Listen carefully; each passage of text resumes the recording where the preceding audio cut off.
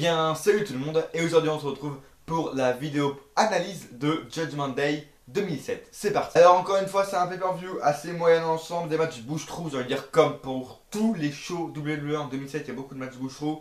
La note, voilà, c'est un peu un miroir, la note on y voit vraiment qu'il y a vraiment beaucoup de matchs qui m'ont beaucoup ennuyé, beaucoup de notes très basses, on va vraiment pas se le cacher, je regarde un peu. Les notes, surtout pour le main event, sont pas très fameuses. On va tout de suite commencer, on va pas perdre de temps. Ric Flair affrontait Carlito, c'est l'opener en gros. Carlito, voilà, il avait un mentor, c'est Ric Flair, il avait trahi. Boum, rivalité. Domination totale pendant tout le match de Carlito. Ric Flair qui revient des fois avec quelques atamis. La fin, du direct à la fin. Figure 4, leg lock de Ric Flair, abandon de Carlito, pas du tout crédible. Carlito n'a rien subi du match, c'est Ric Flair qui s'est pris tout. Certes, c'est un ancien, mais même Carlito n'a rien subi, donc c'est un jeune, il devrait avoir plus de résistance. Et juste un figure 4 leg lock le fait taper. Non, il a rien subi, c'est pas du tout crédible. 15 minutes, mais je le mets en point négatif cette fois-ci parce que c'est 15 minutes d'ennui. Il se passe vraiment rien dans ce match. Je me suis vraiment emmerdé à regarder ce match. J'ai vraiment fait d'autres choses pendant le match parce que il servait à rien, vraiment. Et j'ai mis bien sûr qu'il ne méritait pas d'être en pay-per-view, donc c'est pour ça qu'il récolte la note de 4,25 sur 10. Le deuxième match, c'était le match handicap 3-on-1 pour le titre ECW. Donc Monsieur McMahon défendait son titre ECW en compagnie de Shane McMahon et Umaga. Il le défendait donc contre Bobby Lashley. Le match a été une expédition, on peut appeler ça un squash. Bien sûr, déjà Bobby Lashley dès le début du match saute sur Umaga qui est à l'extérieur de ring. C'était un peu un squash, il n'a pas du tout touché. Après il détruit McMahon, etc. Et donc la victoire vient bien sûr à Bobby Lashley qui gagne le match mais pas le titre. Pourquoi? Parce qu'à la fin, Vince a dit, il prend le micro et il dit d'accord, t'as battu Shane McMahon et Umaga, mais tu ne m'as pas battu moi, t'as pas fait tomber sur moi, donc je garde le titre. Très intelligent de la part de Vince McMahon. On voit qu'il a encore le business dans le saigne, bien sûr. 1 minute 14, vraiment un putain de squash, mais je le mets en point positif parce que déjà il y a beaucoup de matchs dans la soirée et qu'en plus voilà, ça se prête vraiment en jeu. Je vais noter le divertissement parce que je vous le dis, hein, si j'aurais pas noté le divertissement, il aurait eu quoi, 3 ce match, 3, 2. J'ai noté le divertissement, j'ai noté la fin, donc Vince McMahon qui dit qu'il n'a pas gagné le titre, Bobby Lashley. Je dis jamais 203, donc là ça fait 2 fois que Bobby Lashley a été de prendre le titre. Troisième fois, il va avoir le titre, 7,25 sur 10. Troisième match, CM Punk affrontait Elijah Burke. Donc Elijah Burke était le chef de la New Breed. CM Punk l'avait rejoint, donc la New Breed c'est un peu les nouveaux membres de la ECW. Et CM Punk avait un peu trahi, en gros il avait fait un face turn sur la New Breed et donc Elijah Burke contre CM Punk. D'ailleurs, petite anecdote que j'ai appris grâce à Jordan, donc Brotherhead si tu passes par là. En gros, CM Punk a dit dans une interview il n'y a pas longtemps que c'était le pire adversaire qu'il ait eu à affronter, c'était Elijah Burke. La note s'en résume les amis, la note s'en résume. CM Punk, je crois que c'est la première fois que je mets une note aussi basse. 17 minutes de pur ennui, j'ai pas suivi la rivalité et puis même si j'aurais suivi ça m'aurait pas intéressé, il n'y a pas de titre en jeu. C'était le premier match en 1 vs 1 de CM Punk. Ennui, il gagne avec un GTS, beaucoup de temps mort dans ce match. Très ennuyeux, je me suis emmerdé. Je vais vraiment passer rapidement. 5,5 sur 10, rien de plus à dire. Quatrième match, Randy Orton de Legend Killer, le surnom est très important, affrontait HBK. Donc à savoir que, dans la storyline évidemment, HBK avait une commotion cérébrale et juste avant le match, pendant une interview, Randy Orton avait agressé Shawn Michaels. Donc quand il est arrivé, Randy Orton et tout, Shawn Michaels a mis longtemps à arriver, mais en fin de compte sa musique a retenti, mais on voyait qu'il était vraiment perdu. D'ailleurs je mets vraiment un bon +1 parce que Shawn Michaels, il avait une commotion cérébrale, c'était faux heureusement. Mais il joue très bien, un très bon acting, très bon selling. Kerry Vanda aussi très bien les prises. Quand il avait une commotion cérébrale, dès qu'on lui touchait la tête, il était mort. Il revenait, mais dès qu'on lui touchait la tête, voilà, il était KO. Et très bon acting aussi de Shawn Michaels, c'est vraiment bien à noter. Et donc dès qu'il arrive sur le match, l'arbitre met 5 minutes à dire t'es prêt? Ouais, t'es prêt. Shawn Michaels dit oui, l'arbitre hésite, mais en fin de compte, il fait sonner la cloche.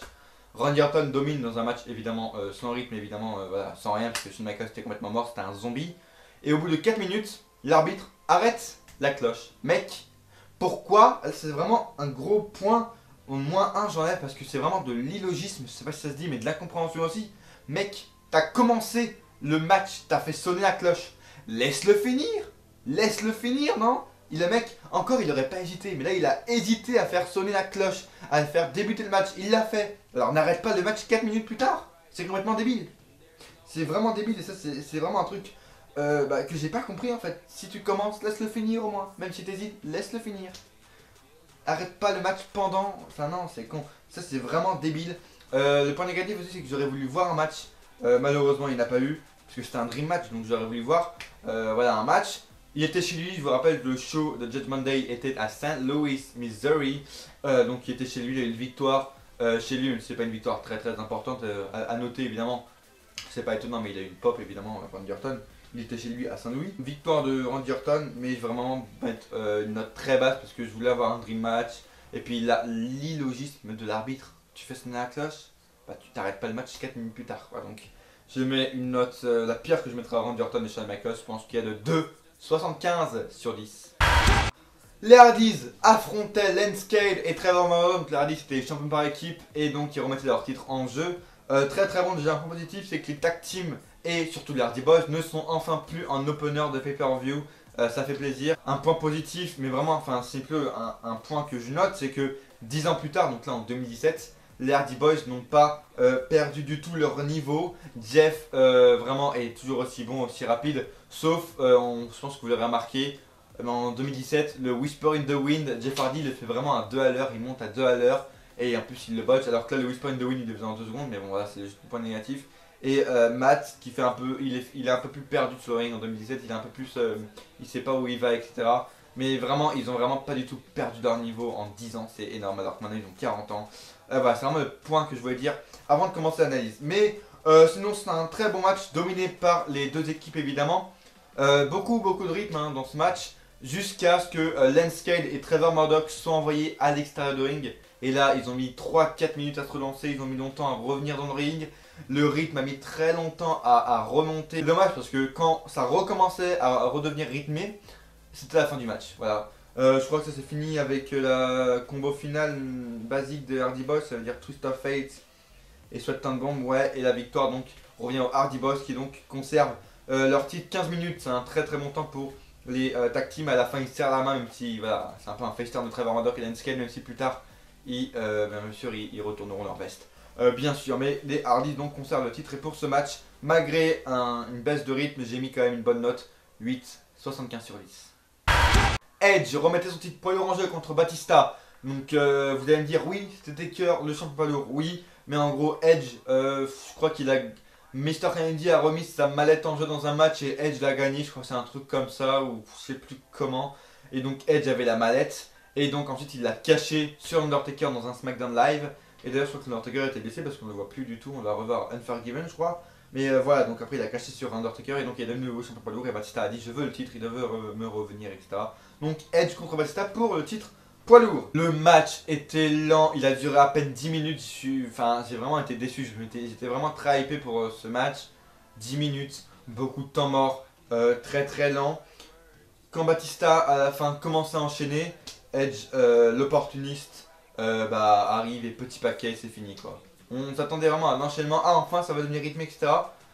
Bah non en fait, je suis resté sur ma faim parce que voilà, Edge a fait un petit paquet et puis c'est fini quoi. 10 minutes qui se sont servis à rien. Enfin c'est fou quand même de se dire un Edge Batista qui était nul quoi. Opportunisme de Edge, n'importe, il conserve son titre poids lourd. J'ai mis 6,25 sur 10 parce que le rythme était horrible et c'était vraiment bien trop court. On passe à un match qui m'a le plus déçu de la soirée. Chris Benoit remettait son titre des États-Unis en jeu une 3e fois, je crois, c'était contre MVP. A noter évidemment une anecdote bien triste, c'est que c'était le dernier match de Chris Benoit en pay-per-view bien sûr. Et c'est assez triste quand même. Je crois qu'il est décédé, enfin il s'est suicidé quelques semaines plus tard, juste 2-3 jours je crois avant le prochain pay-per-view qui était White Night Stand d'ailleurs. Et John Morrison a été remplacé par Chris Benoit, etc. Et ben voilà, on va pas y revenir. C'était un match donc au meilleur des 3 manches, donc il fallait gagner 2 victoires minimum. Pas comme ça quoi, pas comme ça, non. Pourquoi vous avez fait ça? Premier point, gagné par MVP, parce que à cause du genou meurtri de Chris Benoit, il n'arrive pas à faire ses prises. MVP enchaîne avec son finisher, premier point gagné par MVP. Et le deuxième, par petit paquet. C'est une blague. C'est une blague. Par petit paquet. Ce qui m'a plus énervé, c'est que Chris Benoit n'est pas du tout revenu. Le mec n'est pas revenu une seule fois. Chris Benoit, il a rien foutu du match quoi. Il s'est fait dominer de long en large par le Challenger alors qu'il avait dominé à WrestleMania et tout. Mais il se fait dominer de long en large par MVP et il gagne par petit paquet le deuxième point. Et MVP devient nouveau champion comme ça. t'as pas de mérite. Ok, c'est un heal, mais même t'as pas de mérite. Et puis, Chris Benoit n'est pas du tout revenu dans le match. Ça s'est vraiment beaucoup déçu, pardon. In-ring, pas du tout ouf, évidemment. Il s'est passé parce que MVP s'est concentré principalement sur le genou meurtri de Chris Benoit.